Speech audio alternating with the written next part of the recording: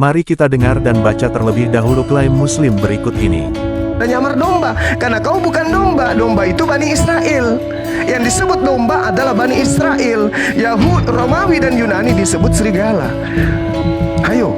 Nah, kalau Romawi dan Yunani aja disebut Yesus sebagai guguk, kalian ini siapa? Ini hanya sebagian kecil dari pernyataan-pernyataan Muslim di media sosial. Dan sangat terlihat jelas, ilmu yang dimiliki sangatlah tidak berkapasitas, dan lebih menunjukkan ketidakwarasan dalam bernarasi.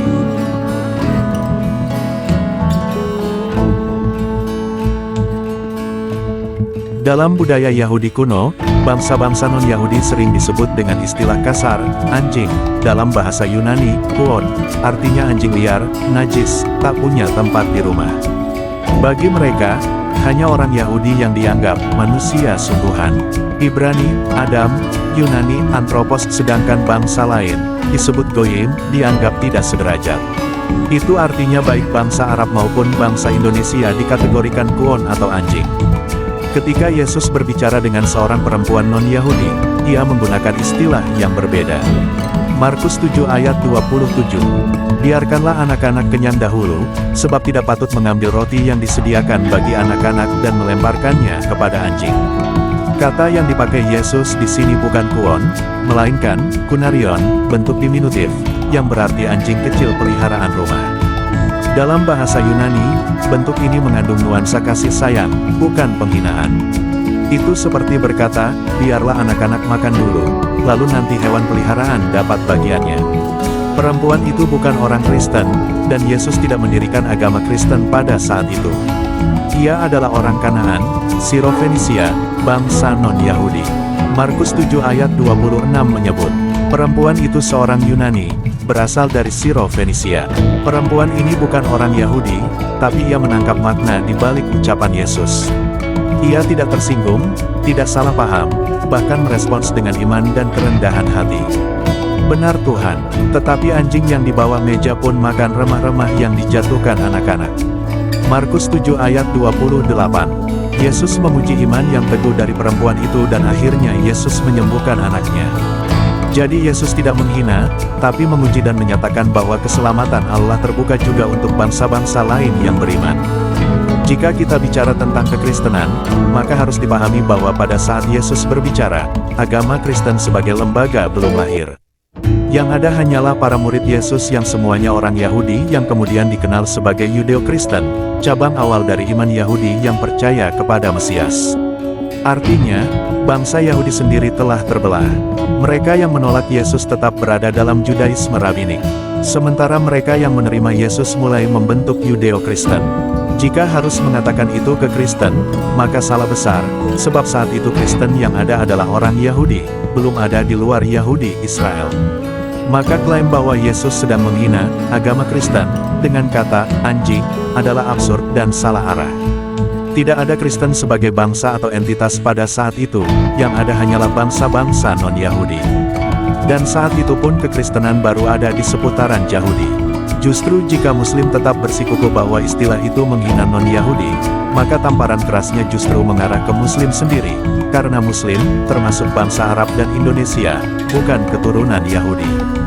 Bahkan itu menamparkan Nabi Muhammad sebagai Nabi non-Yahudi. Dengan narasi yang dibangun Suma, maka Muhammad dan seluruh umat Muslim yang sudah pasti tidak bersumber dari Yahudi termasuk kuon dalam narasi Suma Sebagai guguk. Tapi dalam narasi Kristen kelompok di luar bangsa Yahudi adalah kelompok yang mendapat remah roti anak-anak dan tidak layak menerima kerajaan surga, karena Yesus sendiri berkata, biarlah anak-anak kenyang dahulu. Markus 7 ayat 27 dan anak-anak itu menunjuk pada bangsa Yahudi, bukan Arab dan Islam yang juga berasal dari bangsa-bangsa non-Yahudi. Lebih jauh lagi narasi yang dibangun oleh Suma, yang kata Muslim adalah apologet Muslim yang hebat, justru lebih mengenai kepada Muhammad sendiri dari sudut nasabnya. Premis Muslim bahwa istilah seperti kunarion adalah bentuk hinaan hanya karena akar katanya berarti anjing, maka mereka harus bersiap menghadapi kenyataan pahit dalam sejarah mereka sendiri. Lihatlah nama dalam silsilah Nabi Muhammad. Kilab, salah satu leluhur Muhammad. Dalam bahasa Arab, kilab adalah bentuk jamak dari kal, yang artinya anjing-anjing.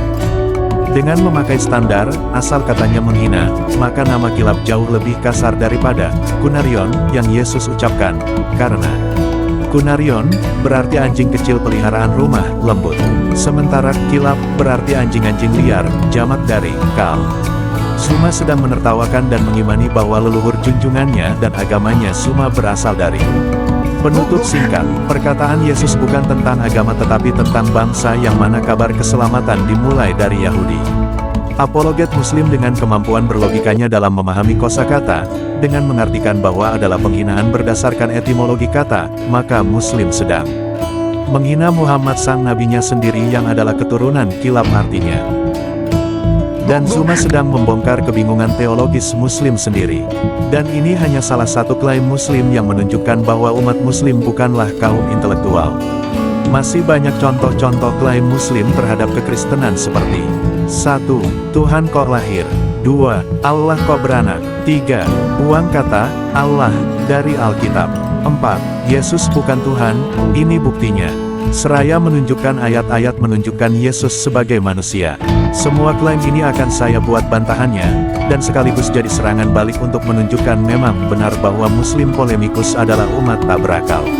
Sangat banyak artikel-artikel dari tokoh-tokoh Muslim, yang mengatakan Muslim sebagai umat yang tertinggal, terbelakang dan miskin, dan tak jarang para tokoh Muslim mengatakan bahwa Muslim adalah kaum bodoh, goblok, babu, dan lain-lain. Ekonomi di tangan mereka, politik, militer, umat Islam, negara terbelakang, miskin, saling bertengkar, promot, goblok, bodoh.